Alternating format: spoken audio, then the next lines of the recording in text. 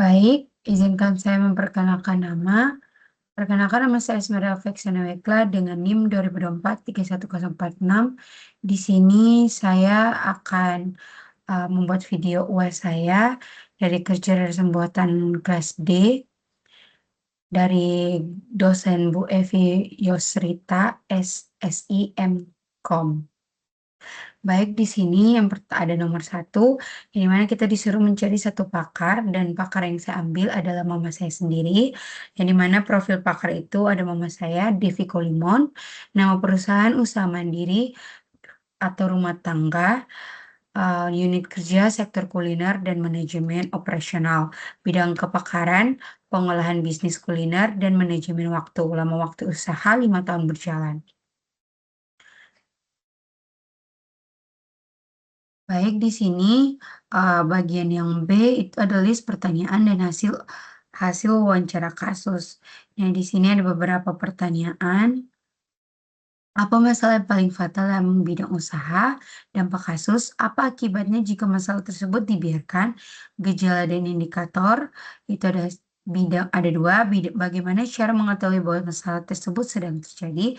Yang kedua, apa yang diperiksa untuk menyalidasi gejala tersebut? Selanjutnya ada tindakan pertama. Apa tindakan pertama yang diambil saat gejala mulai terdeteksi? Yang berikutnya ada penanganan kondisi buruk. Jika kondisi memburuk, apa strategi berkelanjutannya? Yang berikut ada hasil akhir dan target ideal. Apa solusi ideal yang diharapkan dari penyelesaian kasus ini? Yang berikut terakhir indikator kesuksesan. Kapan kasus ini nyatakan sukses ditangani? Selanjutnya yang C itu ada daftar knowledge yang kita disuruh untuk sistem pakai atau knowledge-nya. Di sini aku menggunakan rules based reasoning berupa format if then. Di sini ada rule 1, diagnosis masalah if then, pengunjungan hari demi hari berkurang, and catatan pembukukan arus kas masuk menurun, and menu yang disajikan hanya itu-itu saja atau monoton, dan kasus retensi pelanggan menurun akibat kebosanan menu.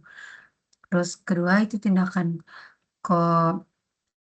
korekatif atau awal if kasus retensi pelanggan menurun akibat kebosanan menu, dan tindakan ubah menu biasa menjadi menu baru yang luar biasa. Harus 3 atau strategi preventif berkelanjutan atau resep pakar if ada dana strategi, dan N. Terus 4 evaluasi kesuksesan solusi, ada if, and, dan status kasusnya. Kita selanjutnya pindah ke nomor yang kedua. Nah, di mana kita disuruh memilih diagram kami masing-masing. Nah, di sini saya memilih gambar diagram ini. Nah, berdasarkan gambar ini, kondisi awal itu menunjukkan bahwa balok A, balok B, dan D berada di atas meja, sedangkan C sedang dipegang oleh gripper atau robot. Tidak ada balok yang saling bertumpuk sehingga semua balok berada dalam kondisi clear pada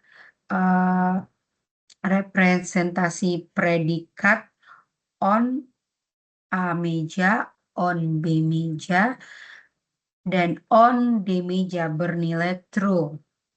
Nah, di sini kita masuk ke di sini represi predikatnya itu bernilai true, yang dimana false-nya cuma di hand empathy. Nah, sedangkan holding C itu juga bernilai true karena robot ini, holding C ini true karena robotnya itu sedang memegang balok C. Selain itu, hand empathy-nya false karena gripper tidak dalam keadaan kosong.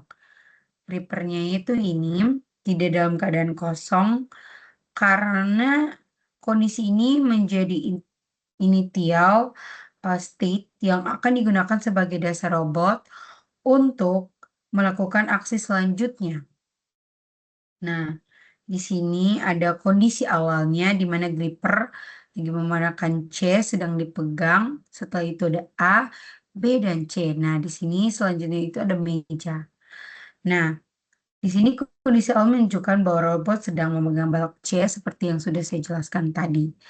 Nah, selanjutnya kita akan pindah ke nomor 3.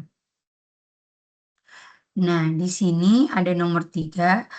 Kasusnya itu robot mengambil balok menggunakan gripper. Tujuan model adalah memprediksi waktu pengambilan detik berdasarkan berat kg, jarak sentimeter, kecepatan gripper, dan target waktu ambil detik.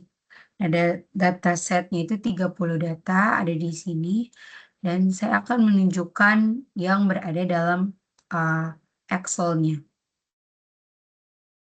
Nah, ini dalam Excel-nya itu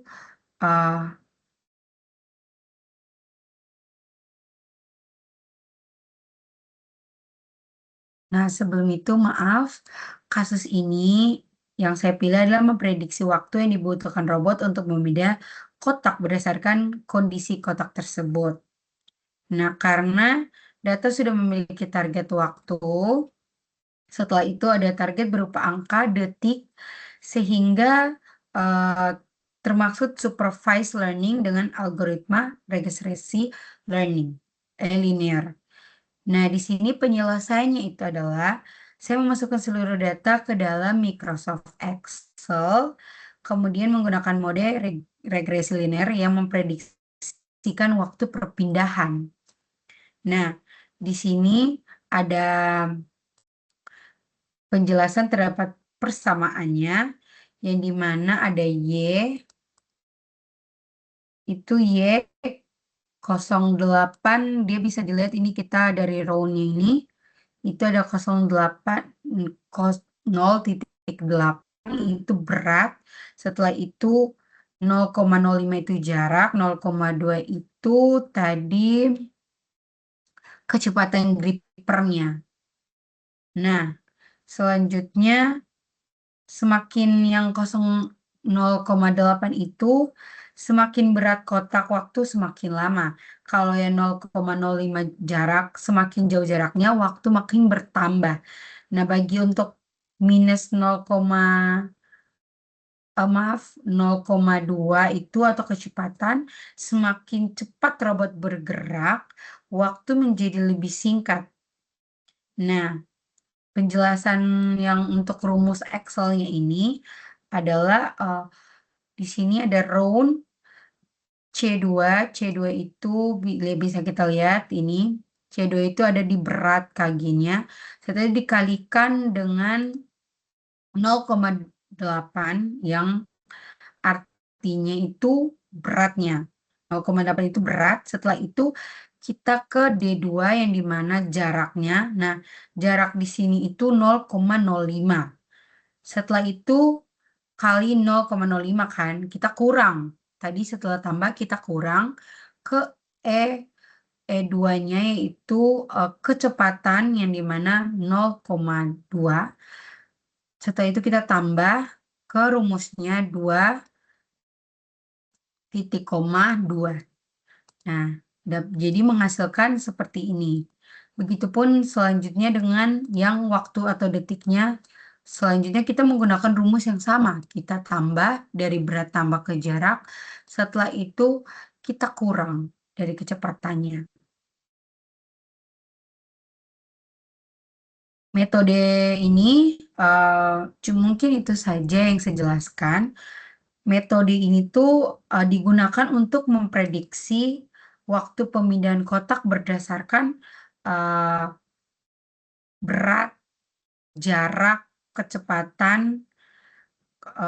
Dari model yang digunakan dapat dilihat bahwa semakin berat kotak yang semakin kita nah ini, semakin berat kotak dan semakin jauh jaraknya, waktu perpindahan cenderung bertambah.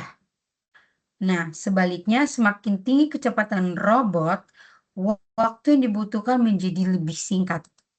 Mungkin itu saja yang dapat saya jelaskan dari 3 nomor yang sudah saya kerjakan dari UAS KCBD. Mungkin terima kasih, sekian dari saya. Makasih, Bu.